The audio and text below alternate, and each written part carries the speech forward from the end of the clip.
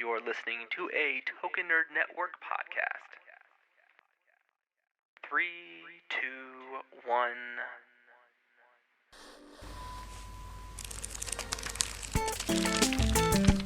Where we ramble on about geeky things. Things ranging from Batman to pop figures to Star Wars. From Token Nerd Podcast. Stay spicy, my friends.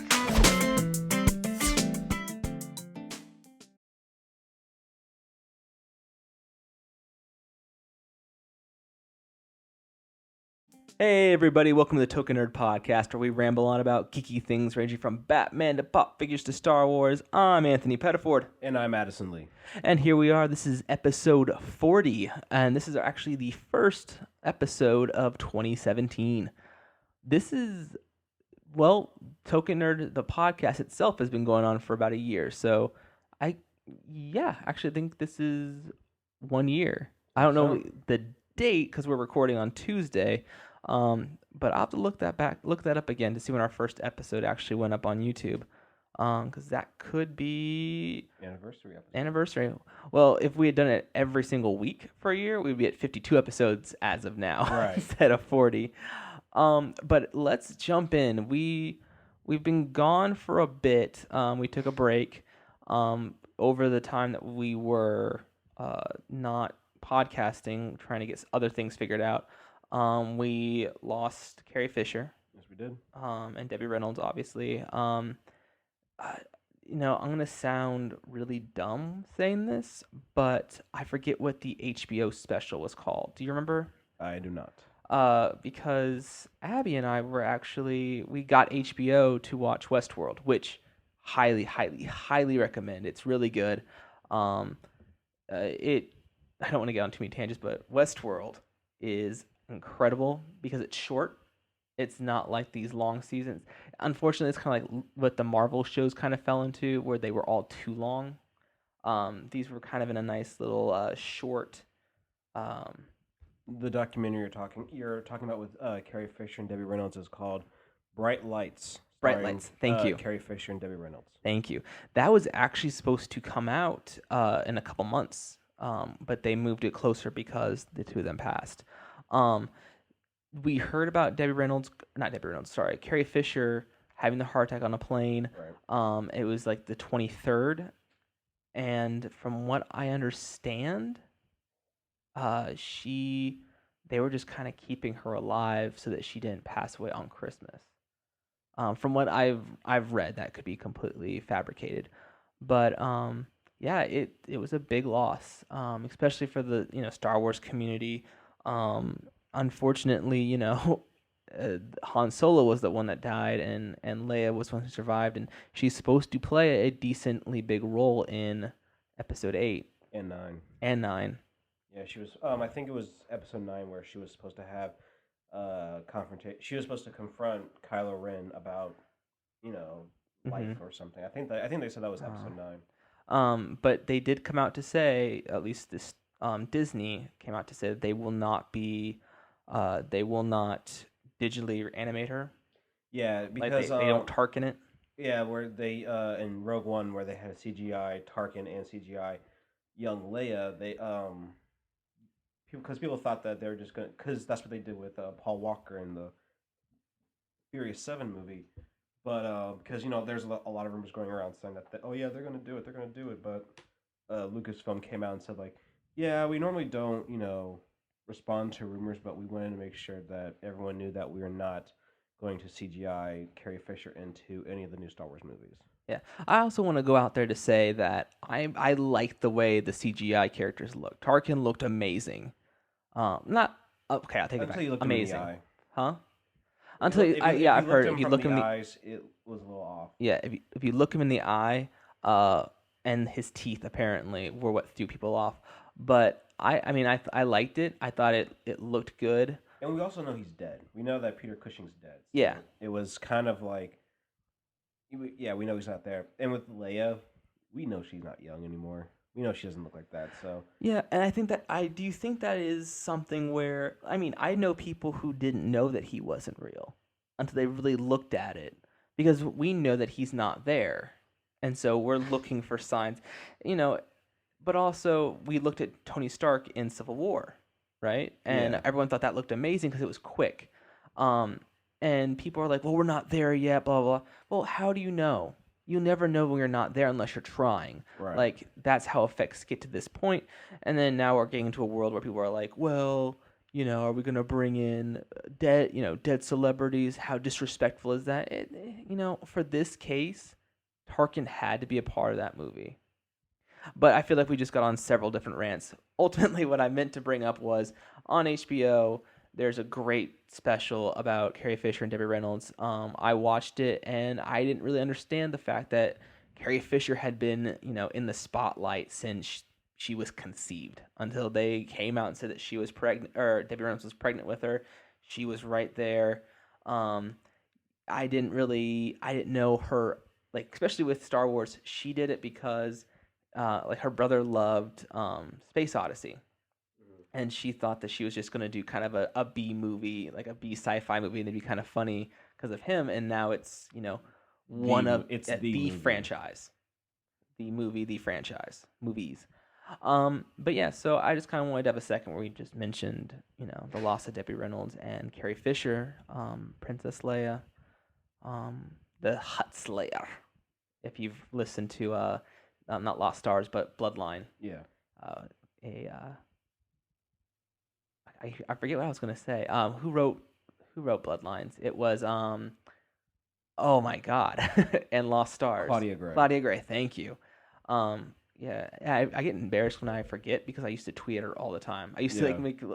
I was that dork that made fan art. I made fan art of Lost Stars, and I would send it to Claudia Gray on not Snapchat, but on Twitter as as I would work or finish things. So let's actually move on with the first topic of the episode, and that is toilers. One big thing that happened during the Civil War movie was there was a big toiler where we kind of knew that Giant Man was coming because there was a Lego set that came out featuring Giant Man in the airport scene. So, And also the pop figure. and the pop figures. They did the same thing with Vision. They revealed what Vision looked like because the pop figure came out. Right. And Funko did it again. Guardians of the Galaxy unveiled their Guardians of the Galaxy 2 figurines. The article I'm reading says figurines. They're pop figures. And they introduced tons of characters, but one character they didn't. They just added recently, it just popped up, was Ego the Living Planet. The only thing about Ego the Living Planet, who's played by Kurt Russell, is you're going to expect, like, the planet. So he's a living planet, as his name describes. But this figure looks just like Kurt Russell. There is no planet. There's just a human. And they came out with a pop figure and a Dorbs figure. So that's, like, the big issue is... So is he not a planet? Is he just a person? Well, what I kind of see it as, like, I'm not familiar with Ego in the comics. I don't know how Neither am I. How he does his thing, but I almost think it almost like think of it as Galactus, as where Ego the planet is Galactus, and maybe he has a human form that he sends out, kind of like Silver Surfer, kind of to do his bidding. Like maybe it's like the human form isn't real, but it's just so that Ego can like interact with other beings instead of having to be the giant planet. Yeah. See, my theory is that... Or somehow like connected telepathically with a smaller being. Mm-hmm. So he, like I said, so he can go around and interact with other people because he had to impregnate. Yeah. Peter Quill's mom. I'm wondering, do you think it's going to be like a Wizard of Oz kind of thing? Like, ignore the man behind the curtain. I hope so Kurt not. Russell's character will be Ego, or will have another name. He'll be, I think it's supposed to be some kind of like alien prince or alien king who's Star-Lord's actual dad, but he's pretending to like operate this giant organic planet I don't know. robot. That's I don't know. I mean, again, this character's I don't know anything about this character, and it's probably a really obscure character at that. So they could kind of rewrite his history, but I don't know how some fans would feel because no one wants to feel duped. You know. Yeah, but also we have people who, like when Guardians of the Galaxy came out, all of a sudden all these like hardcore Guardians of the Galaxy fans popped up and, had issues with the way like Groot looked and Rocket Raccoon were acting. Eventually like everyone else they came to love it, but you have all these hardcore fans, and so I guess somewhere out there's got to be Ego the Living Planet super fans who are not going to be happy about this. The only thing I wasn't happy with Guardians of the Galaxy, just real quick, Yeah. was I didn't like how Groot. They didn't explain that Groot isn't just stuck to saying I am Groot. Mhm. Is that his alien language is so like beyond us? All we hear is I am Groot. Yeah. And his species is super intelligent. We just hear it as I am Groot, and that they're like, oh, Or that's just how it sounds. yeah, to us. It's like a Pokemon saying Pikachu, Pikachu, Pika, when really he's saying, We are. I Groot. like ketchup. Anyone who gets that is a hardcore Pokemon fan. All right, so we're going to move on to our next topic, and we're going to go over to DC.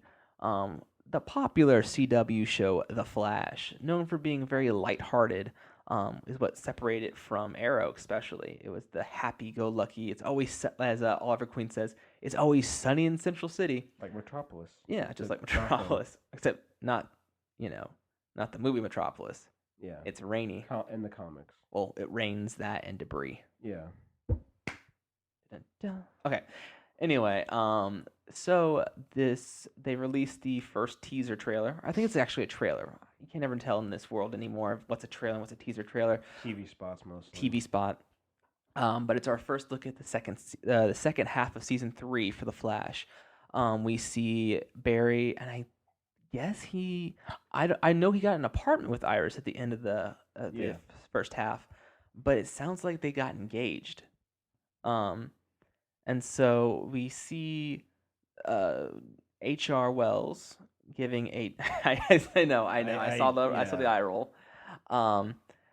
He's giving a toast to Barry and Iris, and then Barry goes into the time room and tells Iris, which I like. I really hope it's not one of those drawn out like I'm gonna keep this secret to myself. Barry should know by now. Just tell everybody everything all the time. It does seem like he is going through that. We have to move. We have to move faster because you might die. So I want to marry you before you die. I didn't think about that. Very much like Gurren Lagann. Yeah. Oh wow, way to bring me down. But no, so you see Barry. He tells Iris. She starts to cry. He says, "We can fix this." We see I don't know who the guy is. He looks like Deadshot. Yeah. He has an eye patch. But I know they say don't mess with the past. Now it's don't mess with the future. Yeah. It's okay. But the thing is, like, history always corrects itself. And history, like what Jay said when at the end of the last episode, he's like, history is always changing, and most likely what's going to happen is that whatever Barry's going to do to stop the possible future of Savitar killing Iris is most likely going to lead to him freeing Savitar from the box and killing Iris.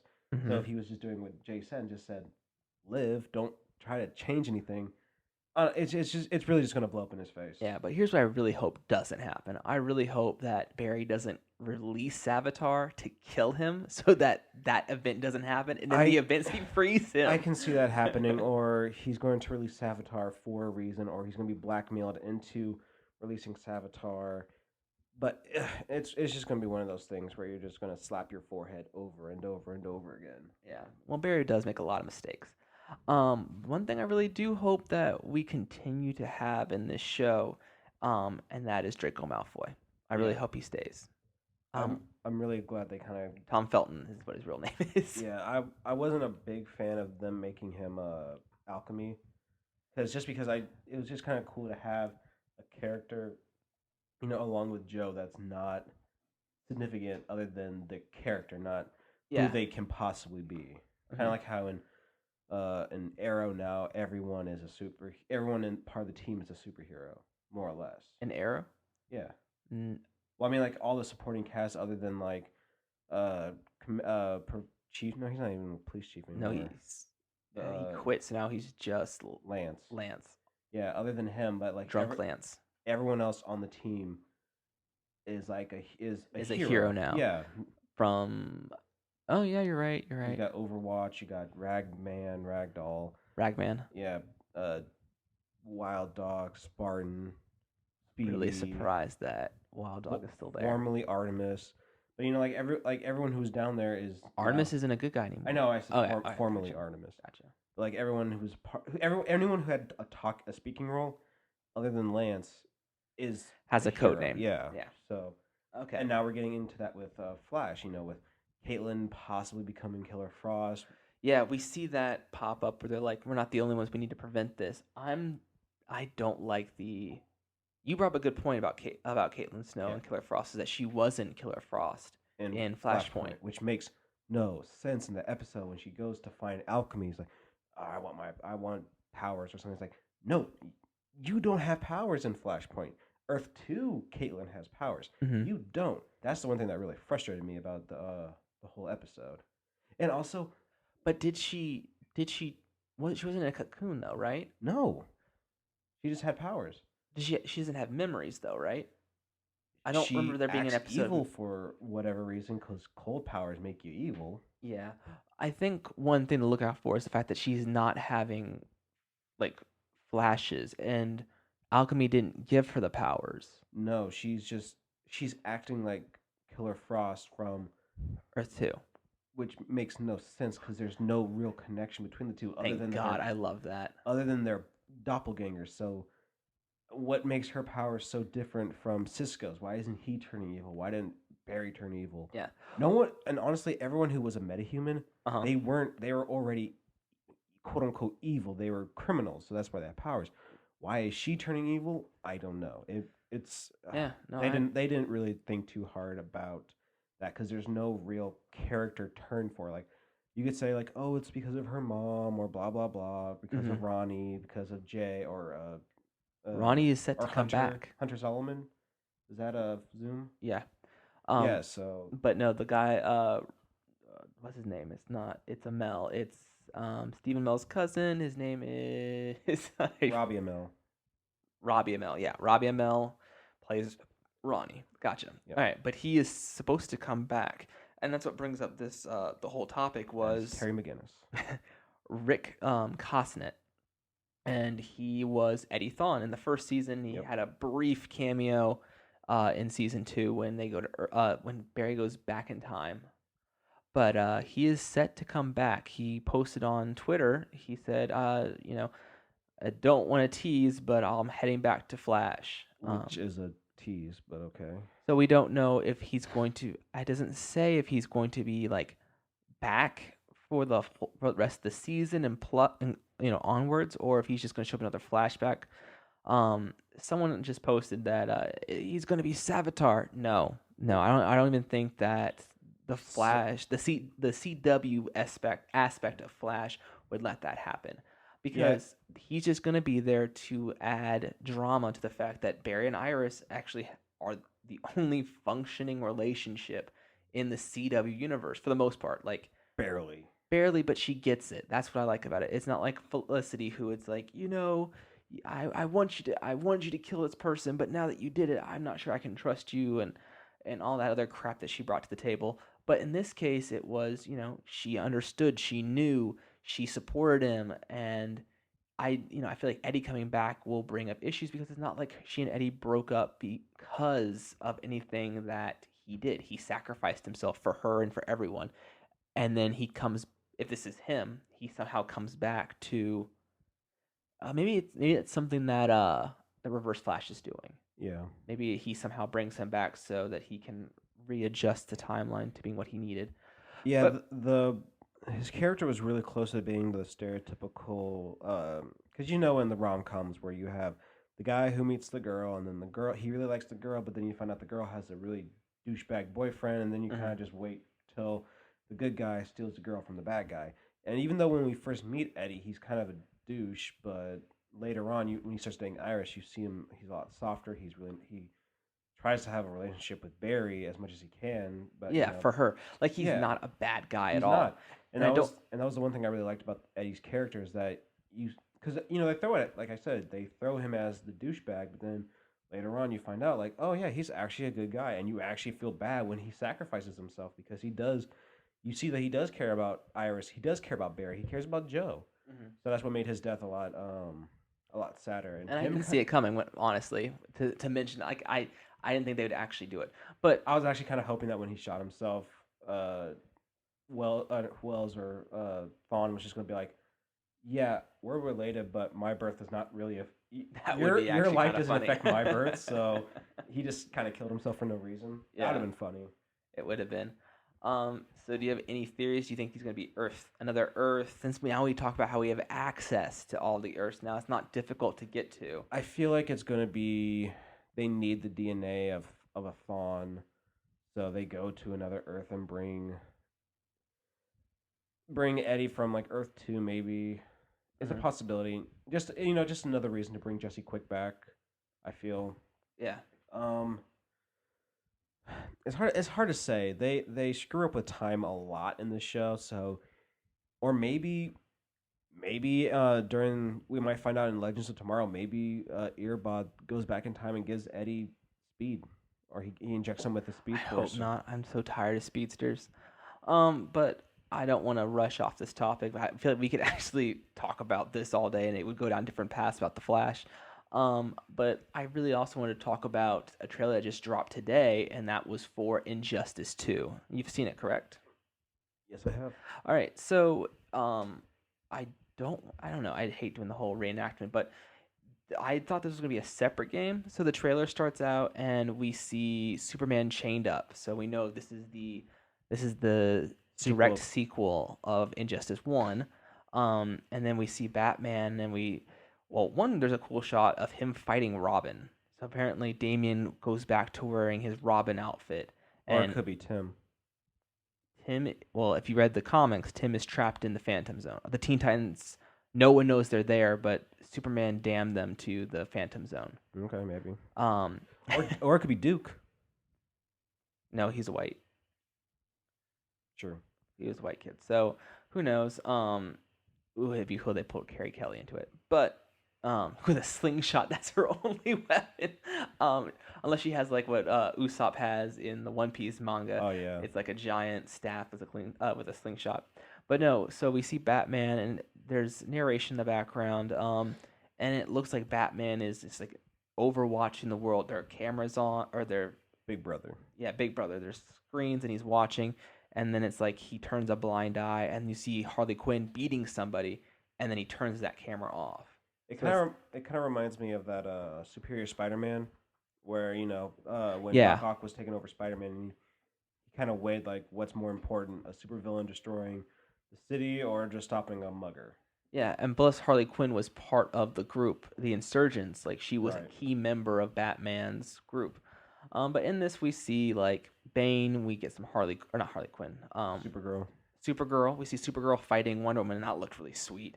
There's actually a cool shot of the two of them throwing down in like a wasteland area. And then Batman and Superman show up. Yeah, Batman and Superman show up. And it's hard to tell, but it looked like all three of them were going up against Supergirl. Mm-hmm. So it's hard to tell if they're on the same side, or maybe it was just because Batman's on one side and he's going to fight Superman, and Supergirl's going to continue fighting Wonder Woman. Because Yeah. Superman and Wonder Woman were on the same side, and we don't know where Supergirl allegiance was. Yeah, where she falls in. You see her looking up at the sky. If it follows the comics, he banished Superboy. He injured Superboy. He like brought him to the point of dying. That's why they threw him in the Phantom Zone. So I don't know if she is also like turning against Superman as well. But who knows? This image, like there are a lot of images. Like you see Superman holding Lois Lane's body, and you can see the ultrasound of the baby, and he cries. It's just for show. It's not direct, narration of what happened. It shows the scene of him killing Joker. Yeah, of stabbing him through the chest with his hand. But we get to see who's orchestrating this, and they say, the lines have been blurred, and it's time for me to like redraw them or something. And then you see Brainiac like move backwards. At first, I thought it was Lex Luthor as Lex Luthor going to like merge with Brainiac, because that's always my favorite storyline from the animated series, was how he and Brainiac merged together or bonded. So he looks good. He looks really cool. The other thing that comes up at the very end of the trailer, because it says every battle defines you, and they all wear armor, and then you see someone walking, and you see armor developing over this masculine body, and it's Darkseid. Which is cool. Yeah, so you get to play as Darkseid if you pre-order. Now I have one thing I have an issue with. Yeah. What we saw. So we saw at the very end of the trailer, the covers come up. We get 3 different covers. We get the standard version, The deluxe, the standard, and the ultimate. which is it's like no one's going to buy the standard version. Why? Unless you're poor. I mean, it's really it kind of drives me insane because it's not like when you go to the movies and you see you get the standard and then you get 3D where you're getting the same thing. Clearly, you get you get something more from the other one. So no one's going to buy the standard. No one's really going to buy the what was it, the standard, ultimate, and what else? standard, deluxe, ultimate. Everyone's going to buy the ultimate because everyone wants I'm That's true, assuming but that ultimate's probably going to be close to like $90. Standard's going to be closer to like 50. Deluxe is probably going to be 70. And see what makes no sense is that okay, so that means no one's going to buy those two. They're going to buy the standard version.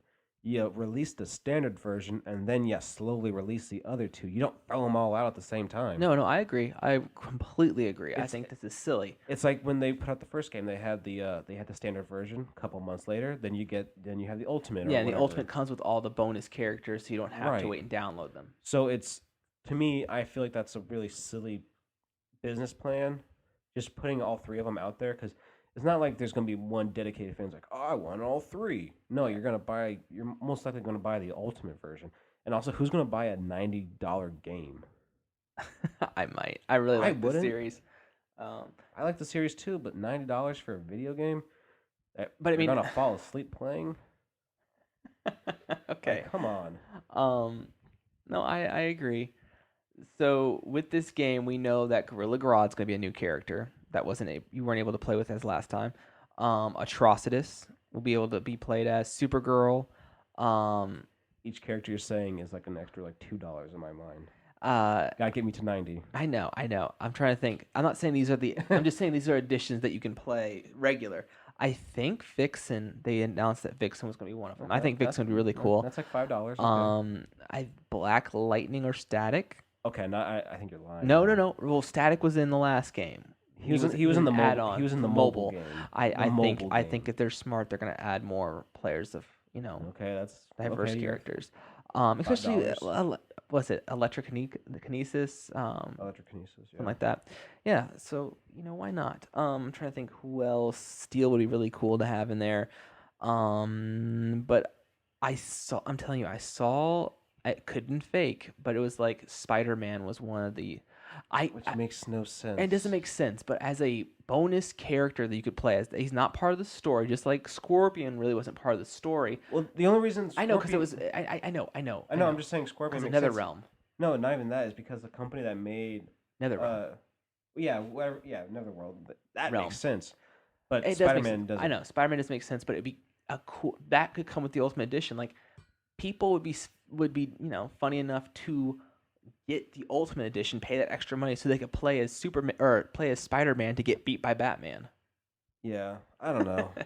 I just feel like I don't know. That's weird. Yeah.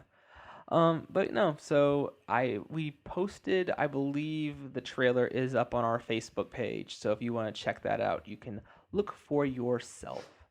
We're gonna move on to the last topic right here. Not the last topic. We got a couple more to do before we run out of time. Paul Dini. Are you aware of who this gentleman is? I've heard the name before. Yeah. So he, one of the better known people, especially if you listen to Fat Man on Batman with Kevin Smith. You've heard Paul Dini before on several episodes. He is also the creator of Harley Quinn. He came up with the story of her, worked on, I think he wrote Mad Love, right? Yes. Yeah, he wrote Mad Love. And he was one of the main figures of Batman animated series. Yeah, Batman animated series and Batman Beyond and Justice League. No, that's wrong. He wrote episodes. He wasn't the main person, but he was part of the original brainchild that brought the whole Bruce Timm verse to life. Yeah. And for a lot of you who like, Heart of Ice, he just wrote great episodes, and even some of the best Brave and the Bold episodes, Hulk's Agents of Smash, those really good ones were mostly done by Tower Paul Dini. Prep. Tower Prep, yeah. But no, so he is actually coming on to write for the Harley Quinn comics. That's neat. Yeah, so this was released during the April release. They just listed, from Comic Alliance, that Dini will join the creative team of Harley Quinn starting with issue 17. He'll be co-writing the ongoing backup stories with Jimmy Paul Militany. I'm gonna butcher this name. It's Palmolti. Yeah, that. Um, but yeah, so they'll be, and I guess it's gonna dig into her early years as the Joker's devoted girlfriend. Fun. Yeah, I am very interested in this. I think, Paul Dini was the original voice of Harley Quinn. Not actually the voice, but He gave her her he voice. gave her voice. And it'd be nice to see that return to the comics, or return to comics and the lore, where we can maybe get back to Harley Quinn being. I like this. I like Harley Quinn. I like the comics. I think where they're going with it is very interesting. For her being a sidekick to being a main anti-hero, I think it works well, and it's cool. But it might be nice to see that voice again, or stories that we saw in the animated series, or something similar. Not saying I want it to rip off, the animated series and bring it to the comics, but maybe something. It might not make some people happy seeing her kind of reverting back to being the sidekick, abuse, and being the subject of an abusive relationship. No, I can get that. Yeah. But no, I'm very much for it. I'm excited. I might actually start, because it's not a secret that I gotten to the point where I'm, I'll watch Comic Historian or read the comics in the shops. I'm not actively going out to buy things anymore. Just because there's nothing really interesting right now. Like, I thought that Rebirth was going to be cool, but we're still waiting for the payoff of the Watchmen tie-in. Well, that's going to pick up. Yeah, it's picking up soon. But yeah, so I'm excited. We'll see where that goes. That will be our last topic for the evening. Well, we could talk about Ben Affleck directing Batman.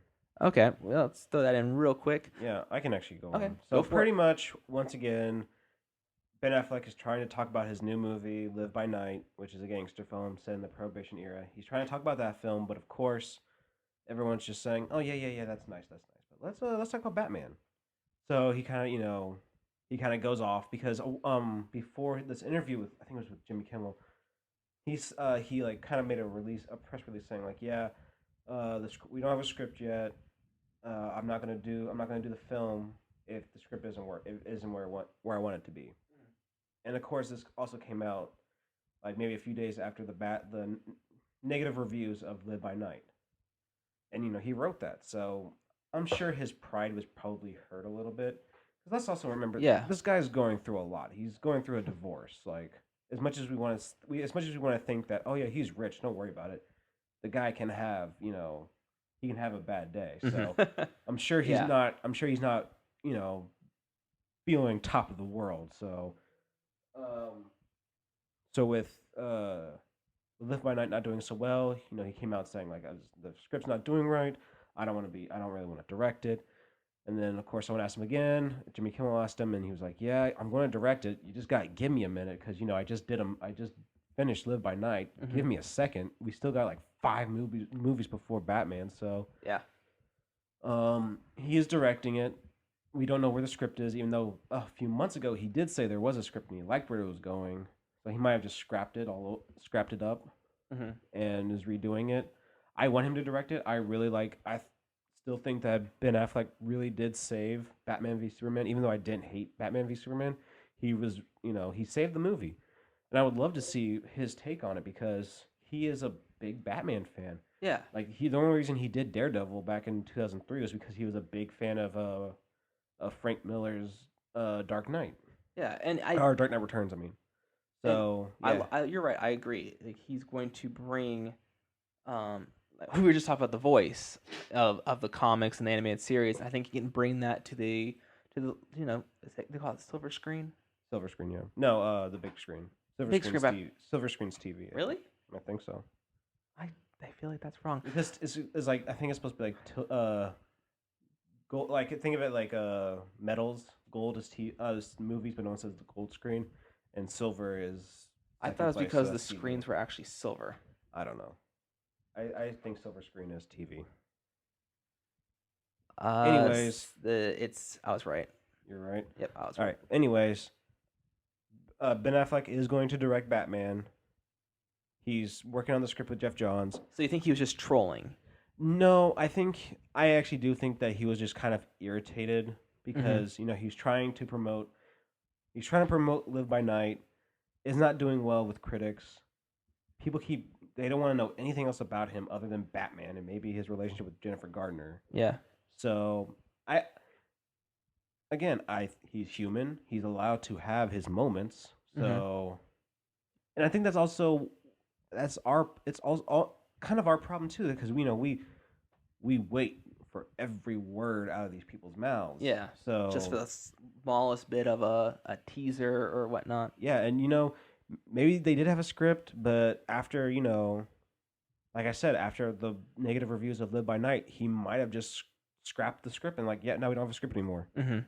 And now he's gonna restart it. So yeah. And there's also been a big weird power struggle change in Warner Brothers DC. So it's kind of bleak over there. No, I understand. No, I agree. I really hope he does it.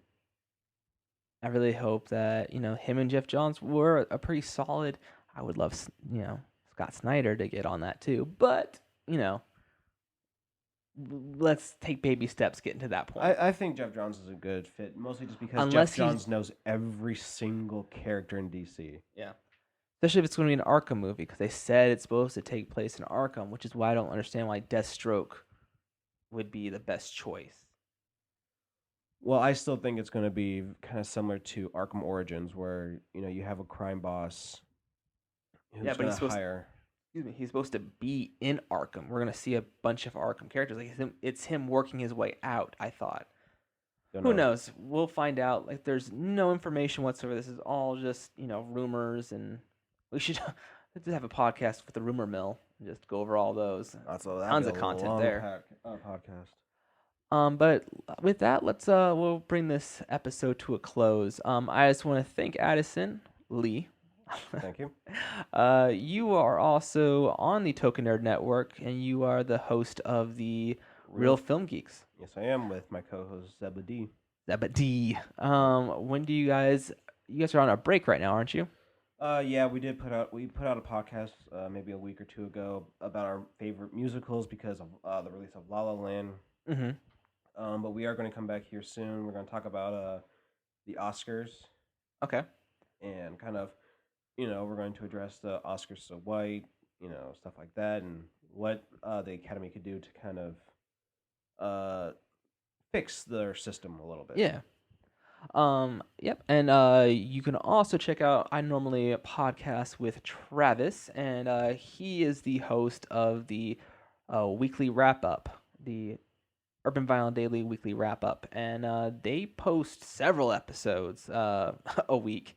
I think they still have some interview specials from when they were at DesignerCon. They're still going up.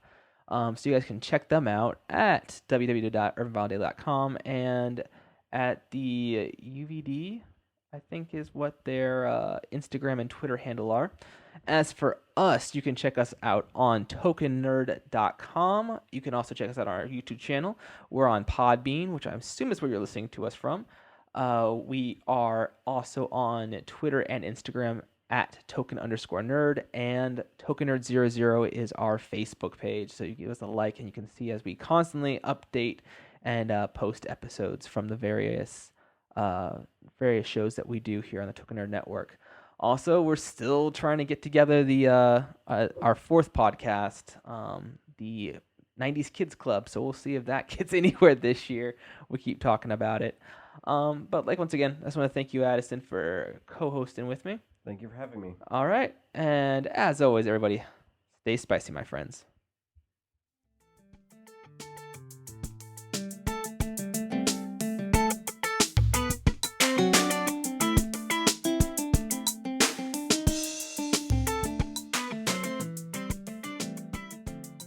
Hey everyone, this is Travis Likens from Token Nerd Podcast, and I'm here today to tell you something about sponsorship. That's right, Token Nerd now has a sponsor. The fine folks at TenaciousToys.com, your source for designer toys, pop vinyl, original art, and more, are now our sponsor. And guess what? As a part of that, you can get 10% off your next order at TenaciousToys.com by entering the code TOKEN10 at checkout. That's right, 10% off. And not only are they giving you this code, they're also going to be sponsoring many of our Token Nerd giveaways in the next coming months. So make sure to follow us at token_nerd on Instagram to catch our latest giveaways.